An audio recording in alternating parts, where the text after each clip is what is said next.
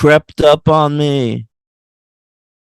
I woke up and there it was tapping at my shoulder. A bonus episode of the franchise waiting to be recorded. Ah, it's October, gang. You know what that means? The ghouls are out. There's slime on everything, and I don't know why I associate slime so much with Halloween. I feel like I always bring slime up. Let's not bring slime into it today, gang. We're not covering really slimy movies. It's two new reboots. Well, not really. Let's let me get somebody to talk to in here. Logan, be you there? Yeah, I think I associate slime more with the Kids' Choice Awards, not so much with Halloween. Yeah, right. Yeah, I feel like most people when they think of slime think of Nickelodeon slime, but for some reason that's like a Halloween cliche. Like when I think of Halloween, I think fangs. I think more like spider webs than Yeah, slime. cobweb. That's another one, but also I think slime. No, I'd probably think blood before slime, right? I think I'm scared of like moments in movies when somebody like reaches for something somewhere and then brings their hand back and it's covered in slime. Yeah, you're like, how'd that happen? I would Yeah. hate that. What's that slime? Yeah. So what do we have here? We have one prequel, and is this a reboot? What is this? All right. So I guess The Exorcist Believer is like a requel, right? Right. Because they're kind of ignoring the previous shit. Well, Chris Um, McNeil is here. She wrote a big book. yeah, and in the most recent canon Exorcist project, which was that TV series from like a few years ago that lasted like maybe two seasons. Hmm. Um, she was dead. They talked about the Chris character being dead. And Okay. so they're ignoring that. We're doing what we did in Halloween. We're like the only real one's the first one. Right. Okay. Um, Yeah. well, by the way, what's up with them making all these characters so sad when they come back? You know? Like Dewey, we've talked about Han Solo, like they broke up Han Solo and Princess Leia, and they're just like he's just doing the same thing, and it's like it's sad to watch these like old characters that I loved now all these years later, just losers. Yeah, nobody really wants that, right? Like what is the arc on some of these is like the old character like getting their groove back or something or like figuring out what went wrong like Indiana Jones or something. But But I like want those people to have moved on. I don't want Indiana I Jones to agree. be I 80 being agree. Indiana No. Jones. I completely agree. I don't want an 80-year-old Indiana Jones who's still like struggling with issues I don't that want he you to have dealt to with in still the do past. that. Yeah. No. I want the story. At some point, a story needs to be over. Right. I mean, like I like the character Chris. They brought her back for this movie. It was pretty underwhelming return. And then at the end, I now every time I watch the original Exorcist, I have to think like, oh well, in 50 years, she's gonna be blinded by some rando. Yeah. Well, that's not even the thing I'm really talking about. It's like when you watch The Exorcist is like a lot of people say it's the greatest horror movie of all time, but that movie at its core is basically a drama about this mother and daughter. And the mom does everything she can for her daughter in that movie to keep her alive and so they can have a great relationship moving forward. And then after that, they just don't talk And for what does 50 she get years. in return? The daughter masturbates with a crucifix, Yeah. calls her the C word. What But an unsung hero that mom was. no, but really, that actually bummed me out. Like after that movie, they just don't talk for 50 years because she wrote a tell-all and the daughter hates her now. Like that's the outcome of that. That's Yeah, so but she upsetting to got me. but she got to make an MCU cameo at the end. Yeah. Can we talk? Are they going to make more of these? Yes. So here's the deal with this. David Gordon Green, my old favorite. It's becoming harder and harder to defend him in my old age. And his old age. Once one of our finest ingenue filmmakers coming out of Oh yeah, The Sitter, all those classics. no, but like I mean, this dude came out of North or one of the Carolinas, right? Goes to Austin Film School, like all his buddies make it and shit. The guy he wrote these Exorcist movies with was like the on-set set dresser on some of his early films. Now That's he's cool. writing Exorcist movies. He like brought all his friends with him, helped them all out, like McBride and Jody. Jody Hill, yeah, Ben Best and shit, and and then like his career has taken so many weird directions.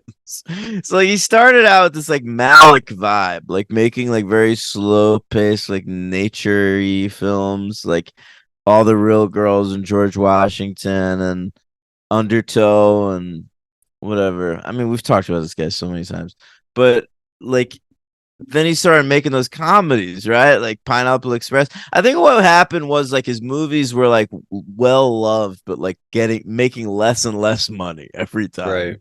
So like he had supported all his filmmaker friends. Now like some of them had surpassed him commercially. And so like they started supporting him. That's how he got shit like Pineapple Express and Your Highness and The Sitter and stuff. Made Your Highness. Yes. Wow. I know.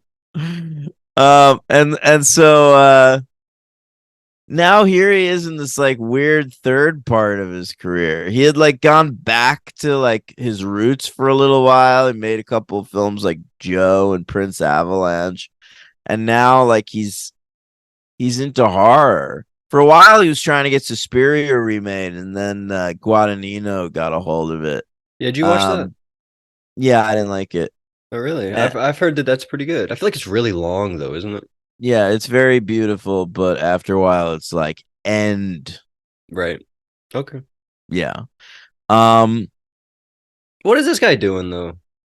Like, why is that your goal to just? Because when you think about it, Halloween and The Exorcist are two of the four best horror movies ever, and that's just and like what he's been Suspiria doing. could be considered that too. Oh, Like whatever. he's got these designs in his head where like he wants to mess with the classics. Yeah, what It's is really that? interesting after having never made another horror movie in his entire career. Right. Can Like I I've read you seen every something? movie this guy ever did. He never made a horror movie until that first fucking Halloween, and now that's all he's doing. And he is not. It seems to have no interest in making original horror movies. He only wants to do classics. He wanted to make that Suspiria remake. That didn't happen, so he moved on to Halloween. He made three of those fucking things. Everyone loved the first one. Everyone hated the second and third one, even though they're good. And No, they're not. So the second one sucks. no, it doesn't. The first one's good. Second one sucks. Third one is kind of great. I like them all.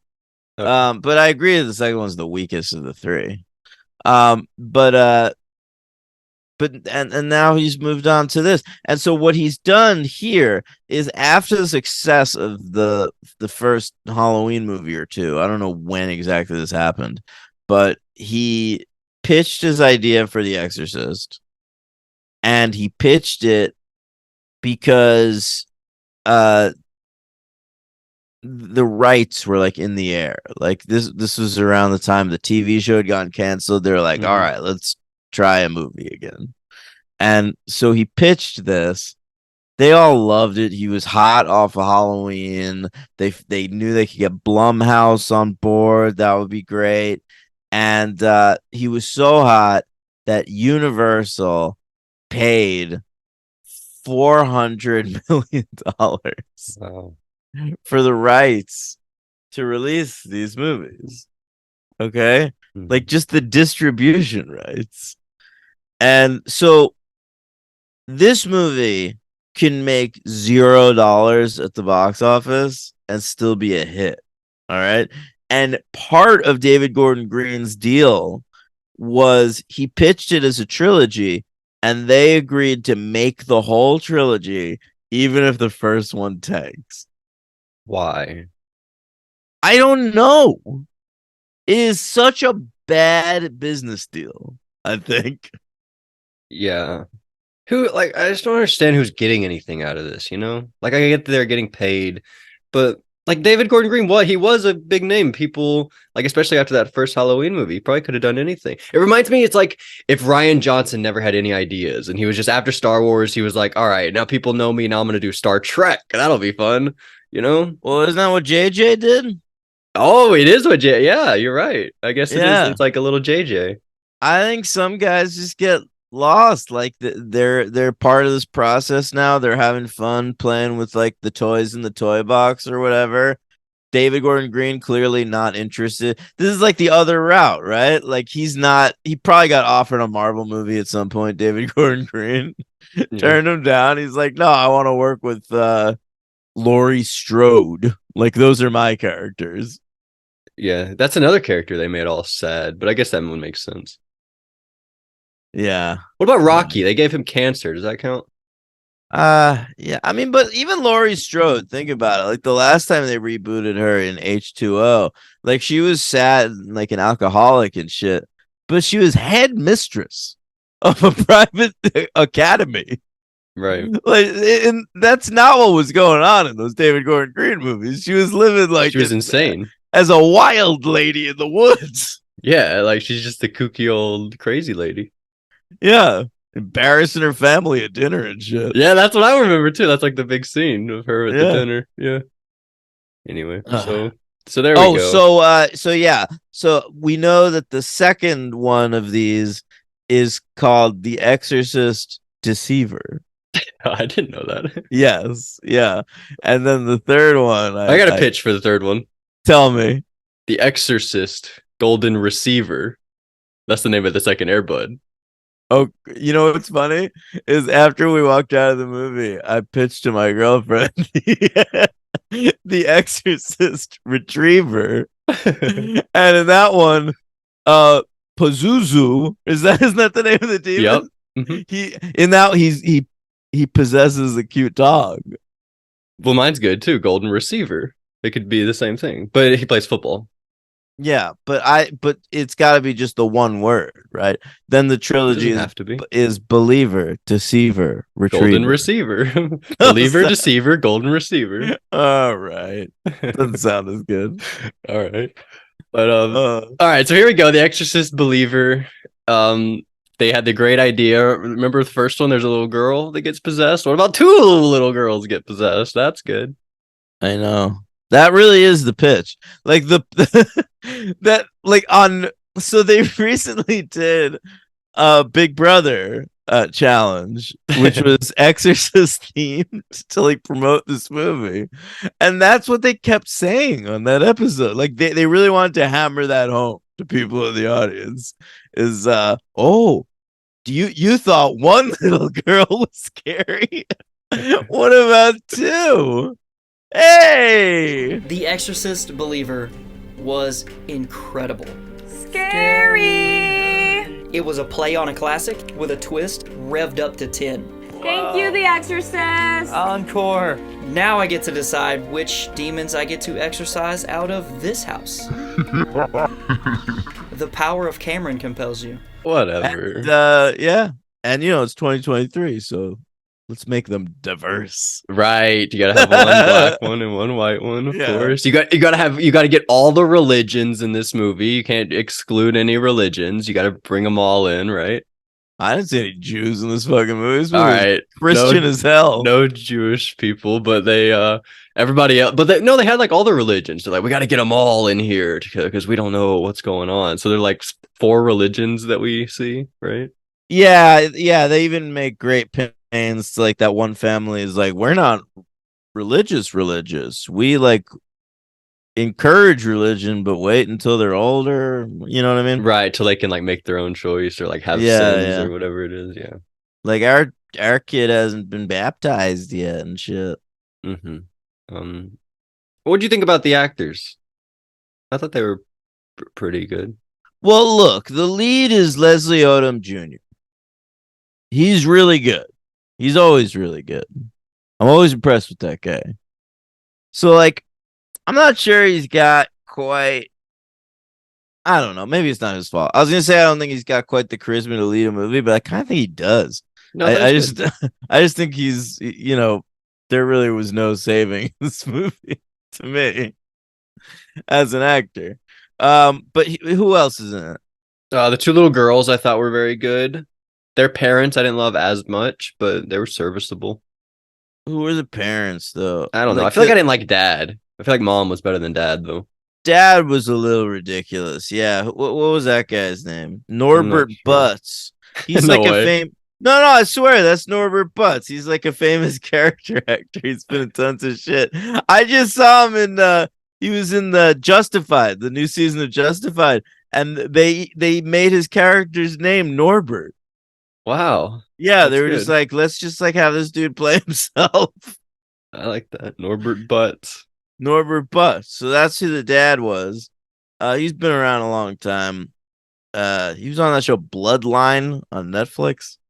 Okay. Mom is Jennifer Nettles. Yeah.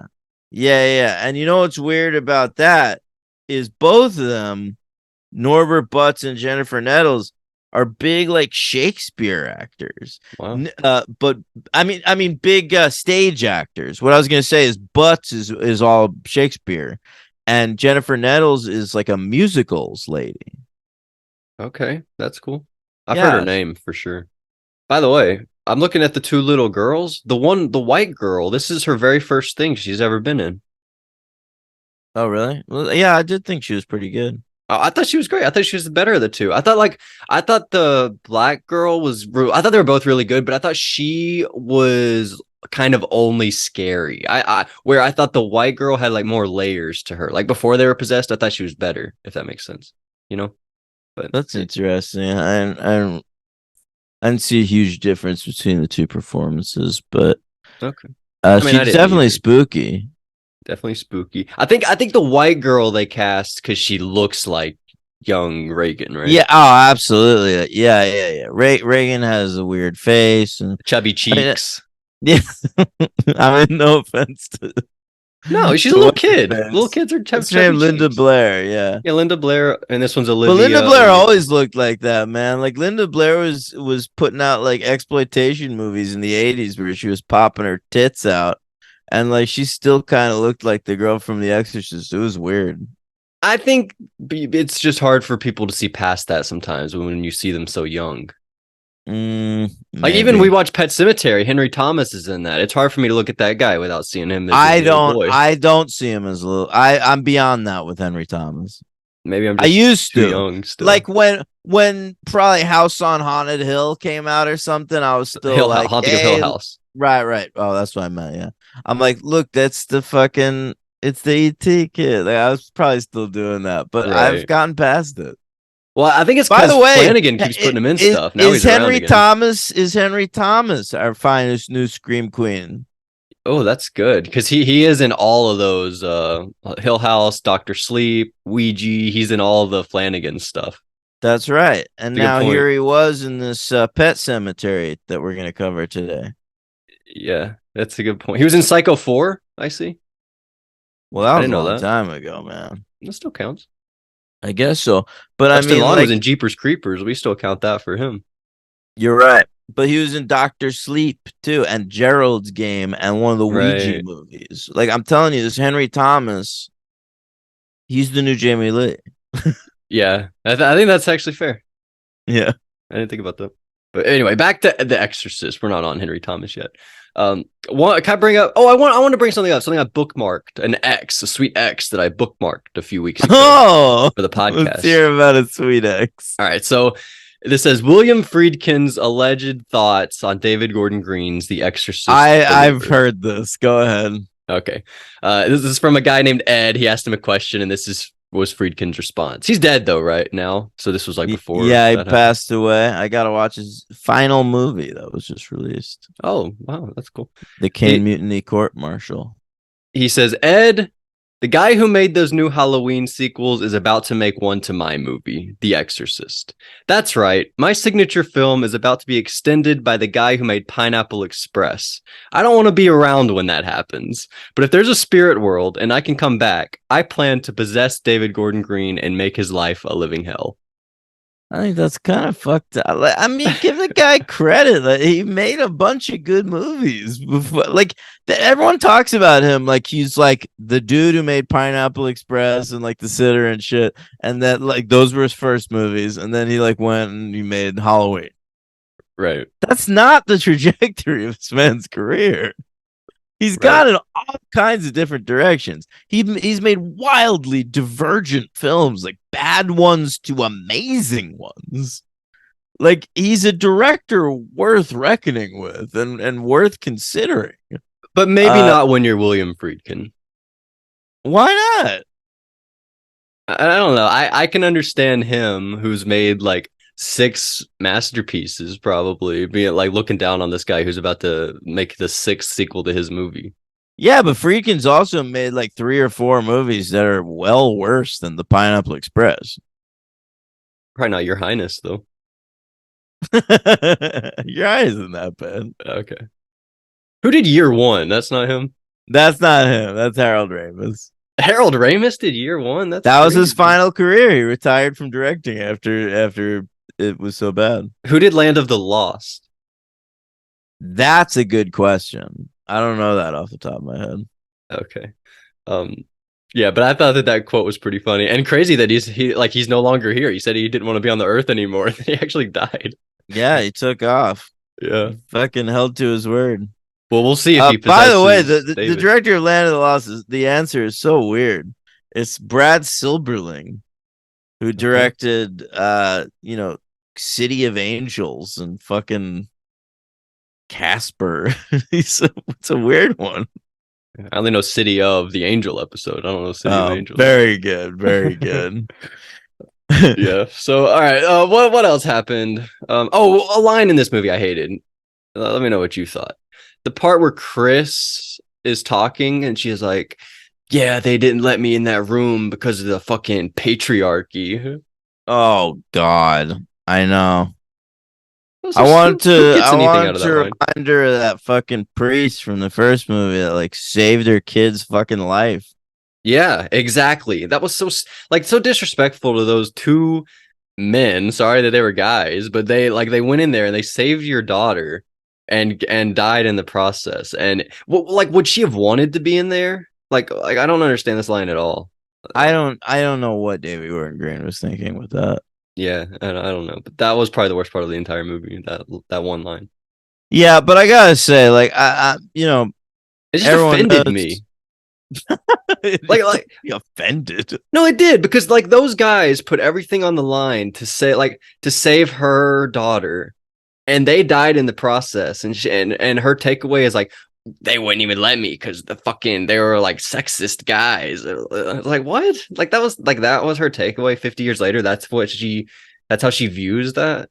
That was so stupid. Yeah, it was. Anyway. She's been brainwashed by too much liberal media. Yeah, David Gordon Green's a weird guy. I know. He is weird. He's good looking. He might be too good looking. Are you serious? Movies. I thought he was like a weird looking guy. I think he's good looking. I thought he was like a Wes Anderson looking guy. He is. I think Wes Anderson's good looking. Oh, okay. Okay, sorry.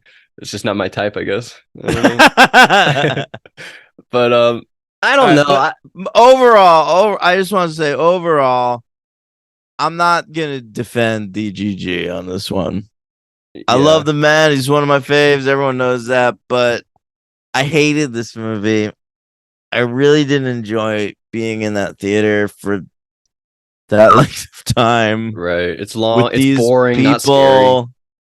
There was so much that, like, I liked the setup to it, and then it lost me like pretty quick. It got really, really fucking religious. Like, it's just an Exorcist movie. I know, but possession movies I find difficult at the best of times. But like literally, there's like a whole monologue in this movie about how like church, like makes life worthwhile. You know what they could have See the done? people. You're friends with the people in the church. The whole message of the fucking movie is bring people together, and like people can come together in times of strife. And I'm thinking about like Halloween Kills. I'm like, isn't that the fucking opposite of the message of that movie? Like, what are you talking about? Well, you're saying directors can't then go on to their next project and say something else. Something completely contradictory? I'm not sure. It's a different movie. I don't know. This is for the people that disagree with that one. Now they can like this one, I guess. I don't know. I sort of liked the. Well, I had a question. Like he is so modern. I feel like he's trying to say things of the time. Like remember the second Halloween? It's like all about riots and stuff. Whenever Yeah. that, like this, I'm surprised in this movie. It's not more about how people aren't religious anymore that much. Like that could sort of be the thing. Like they don't know where to turn because people aren't religious. They're like, oh, what do we even do? Nobody Well, believes in anything we don't anymore. know where he's going for the next two. I think, like in the Halloween franchise, he wanted the first one to be a more straight adaptation. And this movie's pissing off Exorcist fans so much that I'm so excited to see what he's doing next. Yeah, honestly, this is probably like a better movie than it is an Exorcist sequel. Like, because as an Exorcist sequel, I hate every choice they made involving the first movie. But it's probably like a fine horror movie. I don't know. It's hard for me to look past it. Yeah. Kind of.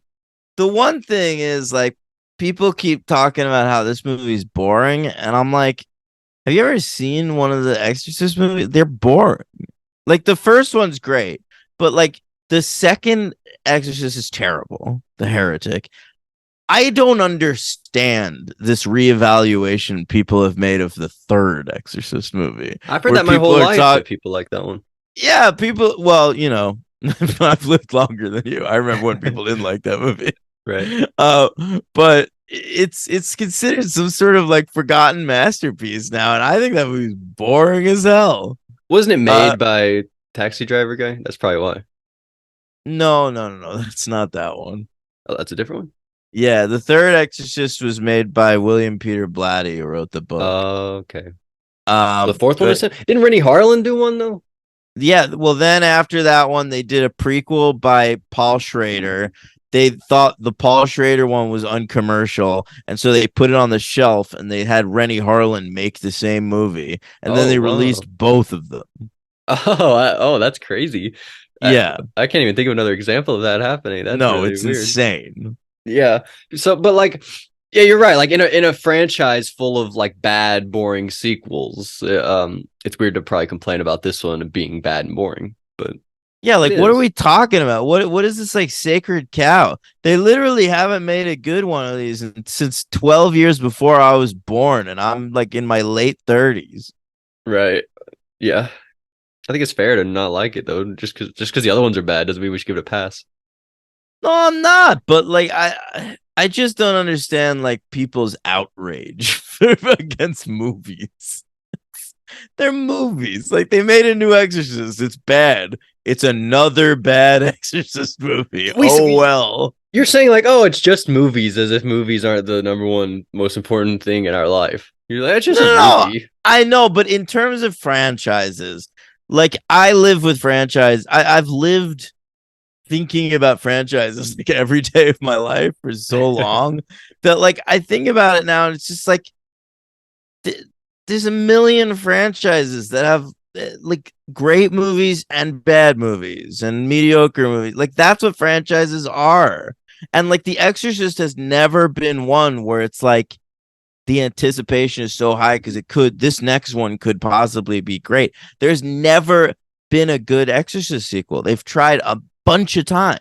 But don't pretend like you didn't think David Gordon Green could make a good movie. Especially we loved his last No, movie. no, absolutely. Look, to me, like this is a disappointment. Absolutely. Right. Exactly. But in to me, it's more of a disappointment in David Gordon Green's filmography. Right. And other people don't see it that way like you do. Yeah, like I like as an Exorcist, really? We're gonna ding it for that? Like whatever. And maybe I should feel the same way. Like, this is the guy that made The Sitter. Like, who gives a shit? He made another bad movie.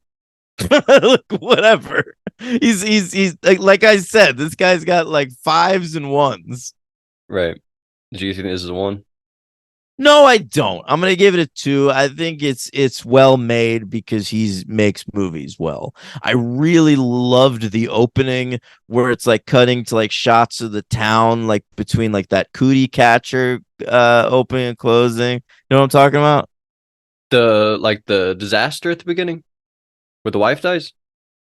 No, like the establishing shots of the town going around town while the girls are playing with that Right.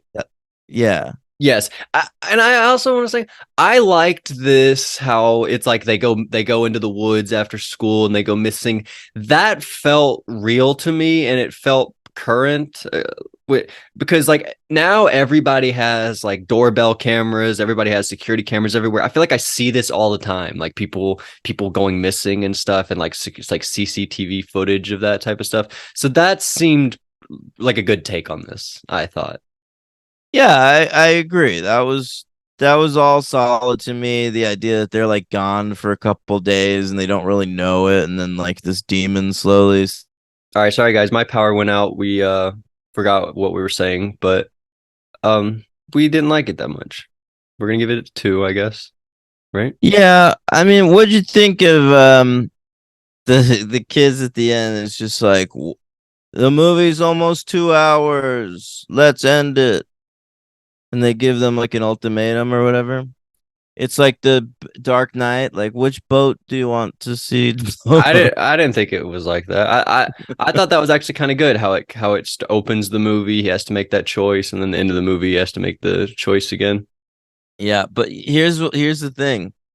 While watching the movie, the white guy, it has to be the white guy. He says, like, I choose my kid or whatever. And Right. then the demon's like, well, fuck you. The other kid's gonna live. Your Yeah, it's all kid's a gonna joke. die. Right. Yeah. At the time though, I was thinking like that's a good move. Like that's what I would do if I was that guy. I would say I choose my daughter But then your because daughter would die. no, I know. Like the demon would have gotten me. I understand that. But if they went by the rules and like their kid died and my kid survived, like what are they gonna do? Like everyone in that house is gonna like charge me with murder or Right, you had to manslaughter or make the whatever. choice. He literally told All you to I make the would do decision. is like go to the cops and be like, "Have you heard these people's stories? These fucking morons. Yeah, have you They're ever like heard of a guy religious freaks." Pazuzu before? Yeah. What the hell are they talking about? Yeah, then that's a good call.